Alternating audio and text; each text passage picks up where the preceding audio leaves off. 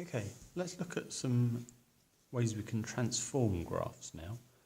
So we're going to start off with just a standard graph, a cubic.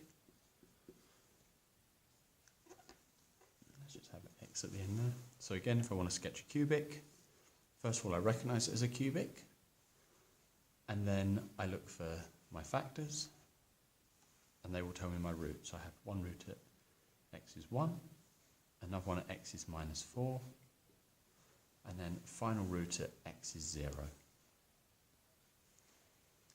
Positive cubic should have this shape. I've sketched my graph. We should be quite quick at drawing those now. So we might say that this is the graph of y equals f of x. All that the f of x notation means is y is some function of x. In this case, that function is that there, x minus 1 times x plus 4 times x. What I may want to do, however, I may want to sketch a very similar graph. We denote this f of x plus 2. Now, all that that's saying is wherever you saw an x before, you replace it with an x plus 2. So let's see what that actually does. We would have x plus 2 minus 1, x plus 4, x plus 2 plus 4, and x plus 2. So you can see all of my x's have been replaced by x plus 2's. So let's just tidy this up now. X plus 1, x plus 6, and x plus 2. Same again, we're just going to sketch this. So our roots are at -1 now, -2, and, need to extend my axis, -6. Okay, so let's sketch this. Still a positive cubic, so the shape should be essentially the same. It will look like that. You may notice it's probably not the best sketch, but it's essentially exactly the same graph. It's just been translated 2 to the left.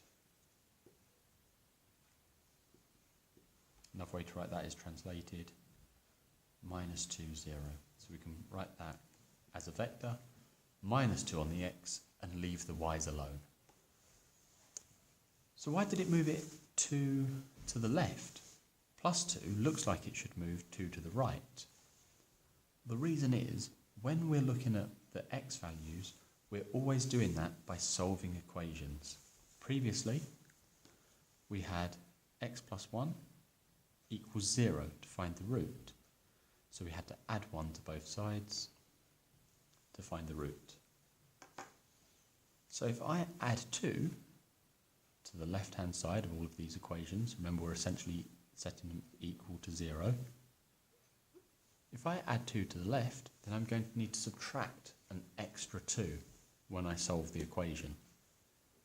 So whenever I have a function inside here, x plus 2 in this case, I'm going to do the opposite to see my transformation actually happen, because I'm solving an equation. So when I have x plus 2, it moves it 2 to the left. Let's see something similar. And let's see if we can predict what happens. So we have y equals some function of x. Okay, we're going to let that function be x plus 3, x minus 2 squared. So again, it's a cubic because we've got the square, a root at -3, sorry, and another root at 2. Remember, that's a repeated root because it's squared. It's the cubic shape and the repeated root. Something like that. Now let's look at some transformations. F of x minus 5. So again, I would be subtracting 5. So I'd have x minus 5 plus 3. X minus 5 take away an additional 2.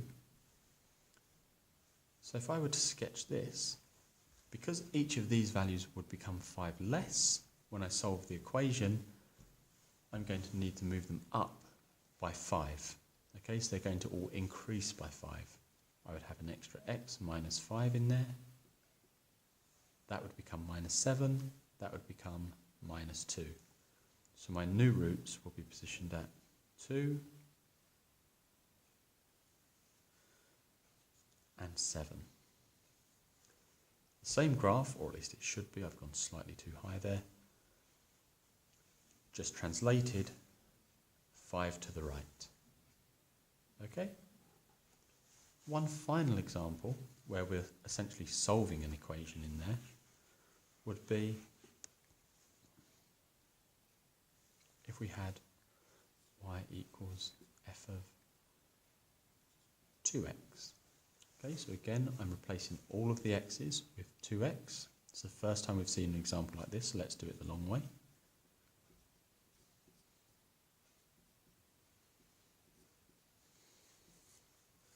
So again, our original sketch had a root at 3, repeated root at 2,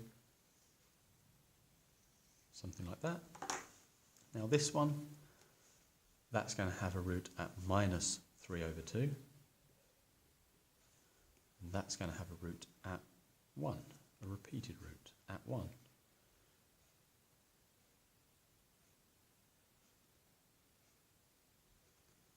Missed it there slightly, there we go. So what effect has this had? I should just tie that up a little bit. What it's essentially done is it has squashed everything in by a factor of 2. All of the x values are halved. In order to reach this root, x plus 3, because I've replaced it with 2x, my x only needs to be half the size it previously was for me to reach that root. So again, it's like we're solving an equation. If I've got a 2x, I'll have to half stuff.